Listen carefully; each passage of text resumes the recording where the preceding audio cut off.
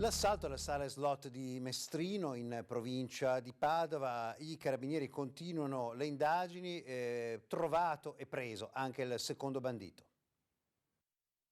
17:15 entrano nella sala slot, bloccano il dipendente alla cassa e lo legano con delle fascette da elettricista. Poi arraffano tutto il contante pronto sul bancone. È il 22 settembre quando due persone fanno irruzione nella sala slot di Via dell'Artigianato a Mestrino.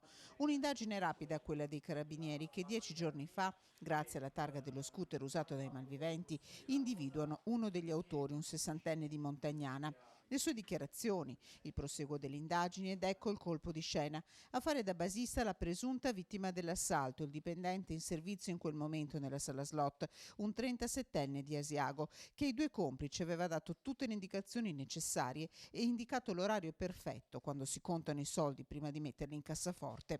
Per il secondo malvivente, un 40enne tarantino che gestisce un negozio di alimentari a Padova, scatta l'arresto. Al dipendente infedele è notificato un provvedimento di presentazione quotidiana ai carabinieri. Il lavoro di indagine della stazione carabinieri di Mestrino ha portato in un primo momento a cristallizzare il fatto e quindi arrestare il primo soggetto e poi a dare un profilo completo del fatto. Entrambi incensurati, sia il dipendente infedele sia l'ultimo bandito arrestato con l'accusa di furto aggravato.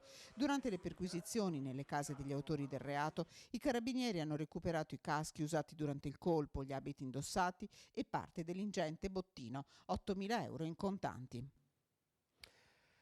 E abbiamo sentito alcuni commercianti di Padova volere con forza, anche chiedendo alcuni passanti, la totale parcheggizzazione, diciamo così, asfaltatura dell'ex caserma Prandina per fare un enorme parcheggio in centro a Padova, ma molti non sono d'accordo e vogliono tutt'altro, per esempio un parco. Insieme a noi moltissime altre realtà nel percorso partecipato di Agenda 21 si sono espresse chiaramente contro un parcheggio in quell'area. Il tema è l'accessibilità della città e soprattutto la salute di una città. Padova è una delle città più inquinate d'Europa. Le auto inquinano ed avvelenano le strade di Padova, no al parco alla Prandina.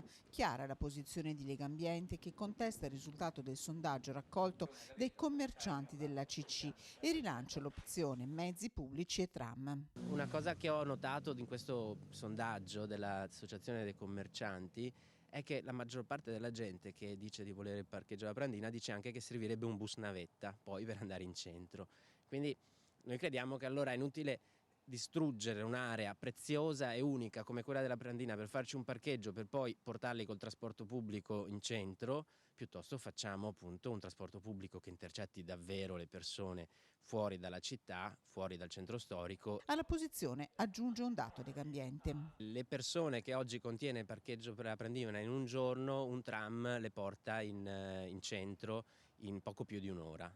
Ecco che insomma ci dà l'idea di quanto potenziare, migliorare, iniziare da subito a potenziare il trasporto pubblico possa essere una soluzione migliore per tutti. Non accetta neppure la soluzione amletica proposta dal sindaco Giordani di fare un po' e un po', dato l'enorme spazio a disposizione Legambiente, che sul parcheggio alla caserma non ha mai cambiato idea, inutile e non solo.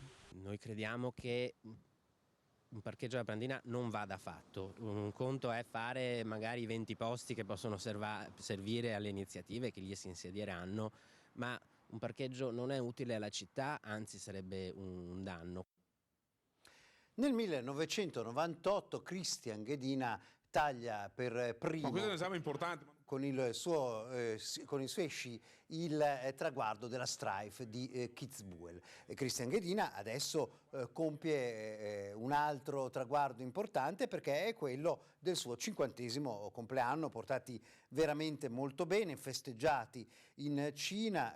Ghedina è cortinese, regogliere, cresciuto a Cortina e celebra i 50 anni con l'annuncio ufficiale del salto Ghedina, che sarà pronto nel 2020 sul tracciato della Vertigine, la pista che ospiterà le gare maschili ai mondiali. Tutti vogliono molto bene a Ghedina non solo per i suoi successi sportivi, ma anche per la sua disponibilità e ha anche la sua caparbietà nell'ottenere risultati. Quindi doppiamente gli auguri a Guedo per i suoi 50 anni. Una grazie per averci seguito e una buona serata.